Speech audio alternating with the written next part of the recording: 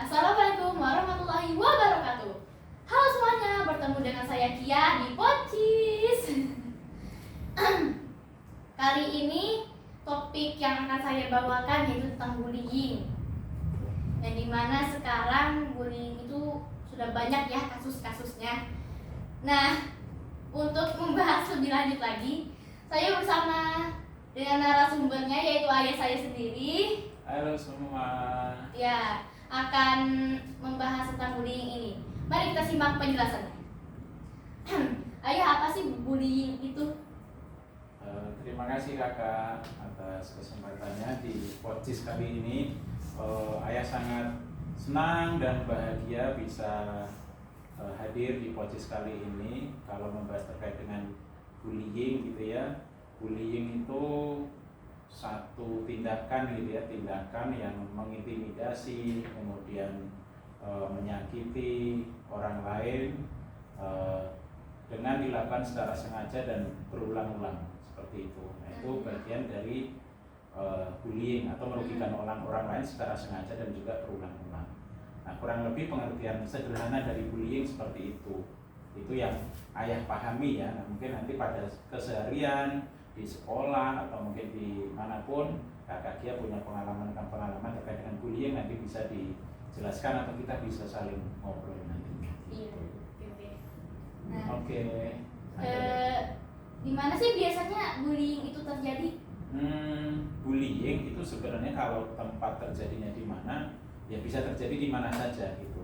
Tapi biasanya yang paling banyak itu tempat-tempat yang memungkinkan seseorang itu berinteraksi dengan orang lain, misalnya di sekolah, kemudian mungkin di tempat les atau mungkin di tempat bermain yang di situ berinteraksi satu dengan orang yang lain. Karena interaksi, karena ketemu, dan mungkin ada ketidakcocokan atau mungkin ada perilaku yang kurang berkenan untuk orang lain, itu akhirnya bisa menimbulkan bullying seperti itu. Iya.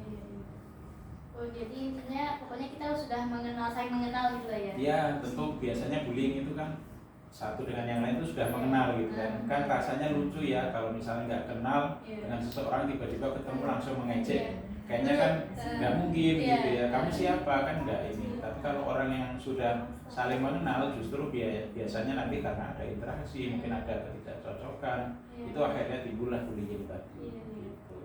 Lucu juga sih kalau misalnya baru kenalan, ketemu di jalan, kamu ya gini banget gitu, kan gitu ya. Aneh gitu, rasanya orang juga nggak seberani itu ya, kecuali memang dalam tanda kutip dia ada kelainan, ada gangguan gitu ya, tiba-tiba ketemu orang lain yang baru kenal udah langsung mengejek atau mungkin menyakiti orang, rasanya itu bukan bullying, mungkin lebih ke tindakan kriminal atau tindakan kejahatan sih gitu. Nah, biasanya nih siapa sih pelaku bullying itu? Kalau pelaku bullying, sepemahaman ayah gitu ya, pelaku bullying itu dilakukan oleh orang yang kecenderungannya dia superior atau mungkin lebih merasa lebih baik atau mungkin lebih senior gitu ya. Harus ditinggikan. Harus merasa dia harus dihormati, terus kemudian merasa ada orang lain yang bisa diperlakukan semena-mena oleh dia. Nah, itu biasanya kecenderungannya orang-orang yang seperti itu akan melakukan tindakan bullying gitu. Atau bisa jadi dia itu di rumah atau mungkin di tempat dia sehari-hari itu tidak mendapatkan perlakuan atau tidak mendapatkan tempat untuk mengekspresikan perasaannya dia, tidak dihormati, sehingga pelariannya dia atau dia membalaskan perilaku yang dia terima itu dengan membuli orang lain lagi gitu. Nah, itu bisa jadi orang-orang yang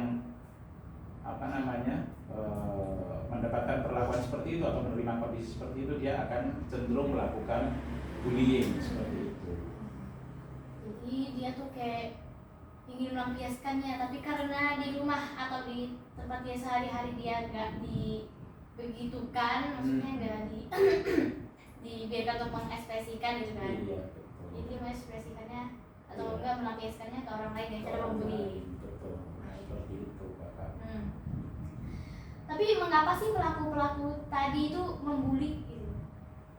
Biasanya dia kenapa melakukan itu karena tadi dia pengen mendapat pengakuan gitu ya, mendapat pengakuan supaya dia itu merasa apa namanya, oh saya lebih hebat, atau mungkin justru bisa jadi dia itu pengen menutupi kekurangannya dia gitu.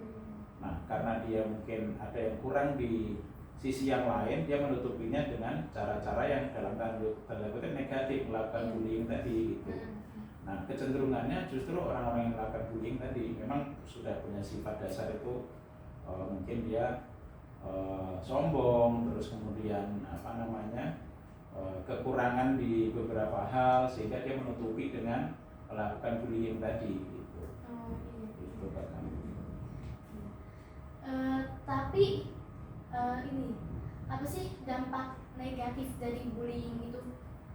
Kalau dampak negatifnya saya rasa banyak ya, karena kalau tadi kembali kita ke pengertian awal bahwa bullying itu kan dilakukan dengan sengaja dan berulang-ulang gitu ya. Iya. Artinya bisa jadi itu dilakukan ke orang yang sama, dilakukan berulang-ulang juga. Akhirnya karena itu dilakukan terus-menerus itu bisa memberikan tekanan secara emosi, kemudian juga bisa mengganggu psikologis orang yang dibully, terus dia akhirnya stres, kemudian merasa inferior atau merasa dia terintimidasi. Akhirnya dia merasa tidak nyaman atau merasa tidak diterima di lingkungan itu. Misalnya di sekolah dia selalu dibully, akhirnya dia nggak nyaman sekolah di situ karena teman-temannya dia membuli dia gitu.